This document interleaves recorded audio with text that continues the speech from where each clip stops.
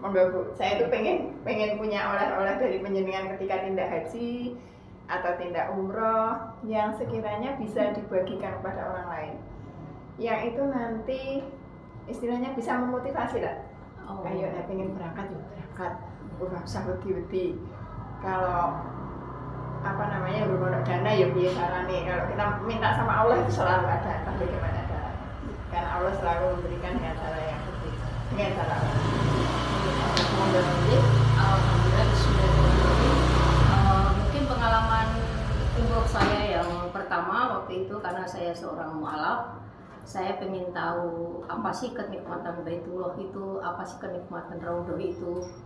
Saya setiap malam saya bilang sama Allah dengan pakai bahasa saya, bahasa Jawa saya. Allah, sekarang aku udah masuk agama Islam. Tolong agama Islam itu yang kata orang-orang kenikmatan berumroh mendapat undangan itu seperti apa? Tolong panggil aku Allah. Suatu saat saya dapat kesempatan undangan Allah ke Baitullah itu. Saya takut dengan diri saya sendiri karena apa? Saya sholat aja masih bolong-bolong. Saya baca Quran aja nggak bisa. Saya pokoknya apa yang diwajibkan agama Islam apa sunnahnya itu saya kerjakan itu baru 10-15%. Jadi belum saya laksanakan semua itu belum karena saya saking bodohnya saya tidak tahu. Saya udah belajar ke sana kemarin dan saya mencoba untuk bisa apa itu sih Al-Qur'an. Nah, saya mencoba cari guru sampai gurunya itu sama saya saking sabarnya itu sekarang udah almarhum Bapak Abdul Syukur, Haji Abdul Syukur itu ngajari saya satu persatu dari Iqra 1, 2 kok nggak naik ini Bu Indri ini kenapa nggak naik? Saya juga bingung saya kok nggak naik kenapa? Nah disitulah di setiap mohon maaf saya nangis setiap sholat malam saya cuma tanya sama Allah kenapa kok tidak bisa baca Al-Quran? Katanya Al-Quran itu nanti kalau aku mati adalah penerang di kuburku. Akhirnya dijawablah sama Allah, aku mendapat rezeki. Terus saya berangkat umroh sama suami. Saya ke sana, saya tidak bisa ngapa-ngapain. Saya cuma bilang sama Allah, saking sombong saya, saking takabur saya sama Allah saya nggak minta apa-apa.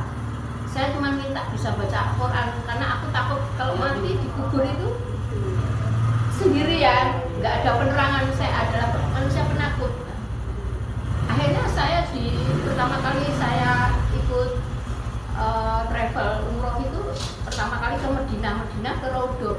Nggak taunya di Raudhah itu dimudahkan sekali. Saya bisa ke depannya, saya tidak diinjek-injek. Waktu itu juga susah. Nggak taunya saya cuma bilang sama Nabi Muhammad SAW nanti adalah pemimpin. Nabi itu nanti pemimpinku. Kalau pemimpin itu tidak bisa ngasih aku baca Quran, aku semua jadi apa gitu. Nggak tahu di situ saya minta sujud situ di Raudhah dimudahkan. Terus saya melakukan umrohnya di Masjidil Haram. Di Masjidil Haram juga gitu. Saya di Hijr Ismail saya bisa masuk di situ. Saya juga cuma nangis. Allah tolong aku bisa baca Quran karena aku umat Muslim. Kenapa aku tidak bisa baca Quran gitu. Terus akhirnya saya muter lagi sama suami.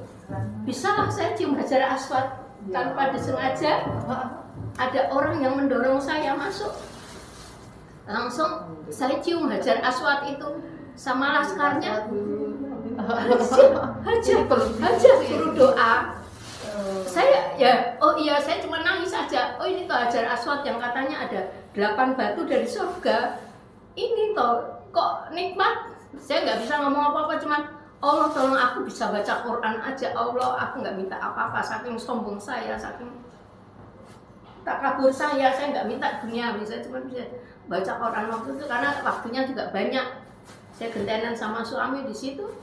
Setelah perjalanan ritual umrohnya udah selesai, saya pulang. Saya disalami dengan namanya Pak Abdul Syukur, yang sekarang udah sedo itu juga mengucapkan selamat gimana Bu Yadi ini saya cuma bisa baca Quran Pak Abdul Syukur. Coba sekarang udah Iqra 2 toh, sekarang terusin Iqra 3-nya. Saya baca Iqra 3 loh kok nyambungnya cepet. Kata Pak Abdul Syukur lebih lancar gitu. Iya, lebih lancar. Ke Iqra 5, nggak usah ke 4. Diloncat ke 5 loh. Kok sambungannya bisa umpamanya kayak alhamdulillah itu loh, nggak bisa lancar. Pak Syukur bilang gini, udah Bu Har, langsung aja ke ini Al-Quran bisa, coba aja bisa. Ya itu pertama kali saya langsung sujud syukur sama Allah. Saya bisa baca Al-Quran itu. Saya baca itu sama Pak Syukur, tapi saya tidak bisa titik komanya apa saya tidak bisa, tapi saya bisa membaca. Iya, bisa membacanya ini terus. Pak Syukur nggak apa-apa, ini Baryati nanti panjang pendeknya nanti aja katanya gitu, dia sambil jalan. Itulah yang saya takutnya sama umroh, takutnya saya banyak dosa, katanya nanti di sana dibalas. Jangan takut sama yang punya banyak dosa, jangan takut. Selama kita bertobat, kita sungguh-sungguh, insya Allah Allah akan memaafkan kita. Intinya kita nyuwun ya. Iya, nyuwun sama Allah. Kita nyuwun apa yang Allah itu akan memberikan. Iya, itu yang kita minta, cuma itu aja, satu saya itu aja. Terus saya juga minta maaf sama Allah, pulang terus juga sholat tobat. Ada orang bilang kok mintanya cuma satu, di sana minta sebanyak-banyaknya.